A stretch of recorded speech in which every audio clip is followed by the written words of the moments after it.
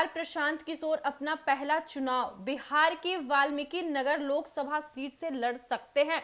इसके अंदर अंदर तैयारी चल रही है। सब कुछ ठीक रहा तो कांग्रेस और आरजेडी उनको वॉकओवर दे सकती है।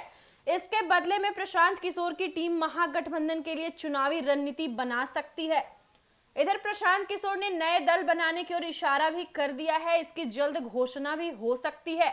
जन सुराज से जुड़े सूत्रों के अनुसार प्रशांत किशोर बिहार की 5 से 6 सीटों पर अपने प्रत्याशी उतार सकते हैं। ज्यादा जोर वाल्मीकि नगर और पूर्णिया सीट पर है। प्रशांत के अलावा एमएलसी अफाक अहमद प्रदीप सिंह के चुनाव लड़ने की संभावना ज्यादा है। एक नाम शिवान से भी सामने आया है, हिना शहाब का। जनसुराज से जुड़े लोगों की माने तो पीके लोकसभा चुनाव में प्रत्याशी उतारेंगे, लेकिन खुद चुनाव लड़ेंगे या नहीं यह भी तय नहीं हुआ है। वहीं कांग्रेस और आरजेडी के नेता इस मुद्दे पर कुछ नहीं बोल रहे हैं। सबसे बड़ा सवाल यह है कि प्रशांत किशोर बक्सर के रहने वाले हैं, लेकिन वाल्मीकि नगर लोकसभा सीट उनके लिए ज्यादा मुफीद है।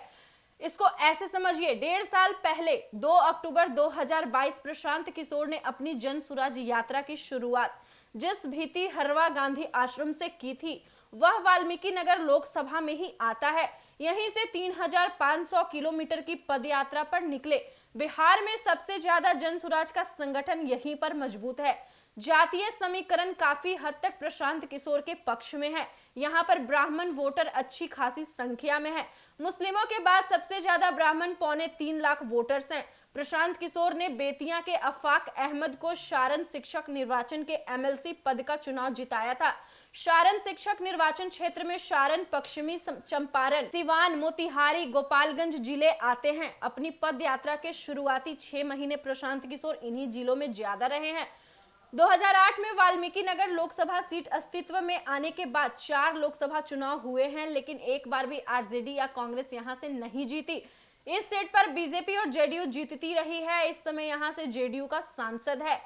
जनसुराज की पश्चिमी चंपारण के जिला अध्यक्ष बीकई महतो ने बताया कि पश्चिम चंपारण में संगठन की तरफ से 7 गाड़ी दी गई है। करीब 50 लोग अपनी गाड़ी से घूमते हैं। प्रतिदिन एक पंचायत को चिन्हित कर उसमें जनसुराज की नीतियों के बारे में लोगों को बता रहे हैं।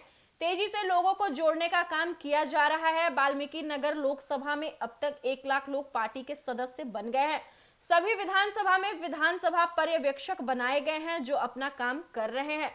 Senior journalist love Kumar Mishra बताते हैं, प्रशांत किशोर 1.5 साल से पदयात्रा कर रहे हैं।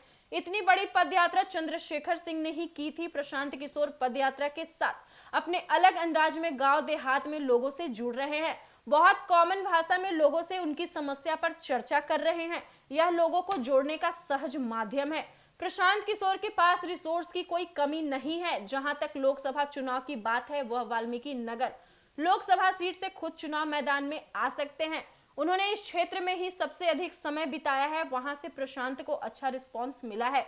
वे कार्यकर्ताओं को गाड़ी और संसाधन दे रहे हैं। इसका उनको बड़ा लाभ मिल रहा है।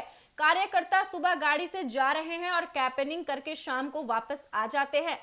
मैन एड मटेरियल के मामले में वो काफी मजबूत हैं। Political expert doctor Sunil Singh कहते हैं, जन सुराज के बैनर तले प्रशांत किशोर की यात्रा चुनावी एम्बिशन बता रही है। इस लोकसभा चुनाव में वो तो आएंगे। पार्टी चुनाव में आएगी तो ज्यादा उम्मीद है कि वह चुनाव लड़ेंगे, क्योंकि उनकी राजनीतिक महत्वाकांक्षा भी साफ झलक रही है। पद यात्रा भी कहीं न कहीं राजनीतिक महत्वाकांक्षा पूरी करने के लिए ही की जाती है।